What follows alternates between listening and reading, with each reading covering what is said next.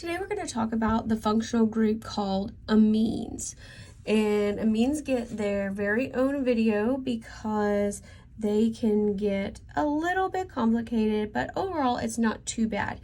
Again, these still fall into our grouping of single bonded functional groups, but an amine looks like, here's our carbon, here's R prime, sticking up off of it,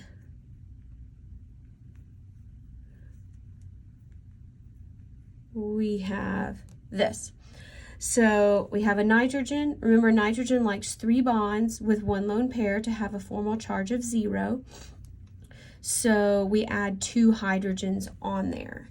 Now, another way to write this is they don't have to be hydrogen, okay? That can make this a little bit tricky. Okay, so we're going to get, here's where it's going to get complicated. All right, so here, let me just draw the nitrogen like this. So just looking at this nitrogen now, it can have R, it can have R prime, and it can have R double prime. So it doesn't have to be H's, okay? One of these has to be a carbon, otherwise it's just ammonia. Okay, so these don't all have to be hydrogen.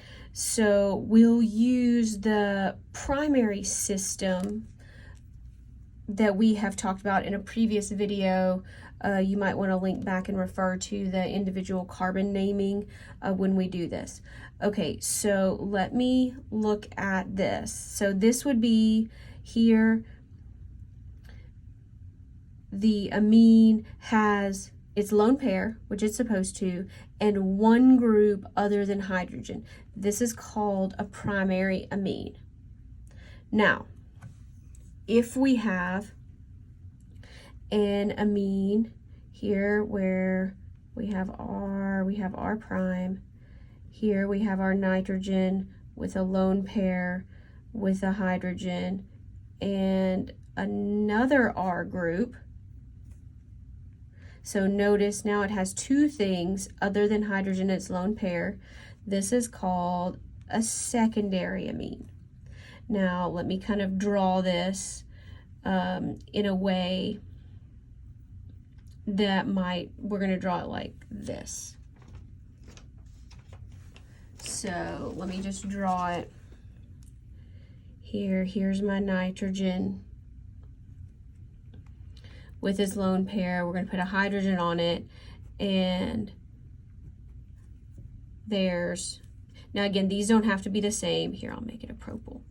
So here is an ethyl group, and there's a propyl group and a hydrogen. So this is a secondary amine. Now you can have a tertiary amine.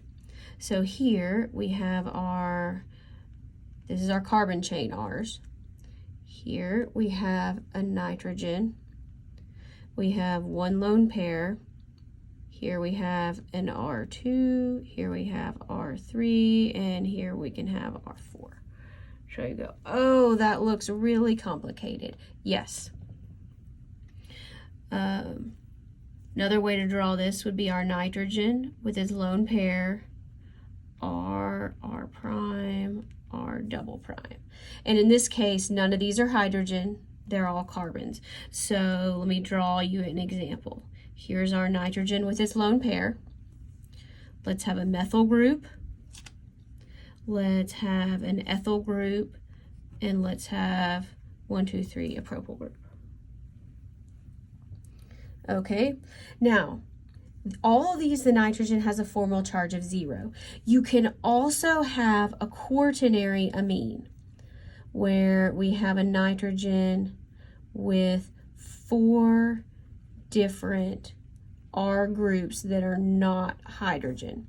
And in that case, 4 bonds, no lone pairs, the nitrogen would have a positive formal charge. So let's draw an example here. Nitrogen, let's do a methyl group, an ethyl group, 1, 2, a propyl group, 1, 2, 3, 4, and a butyl group. Again, these can be the same or different as long as they're not hydrogen. Okay, but see, so here we have nitrogen with no lone pairs. This is a quaternary amine.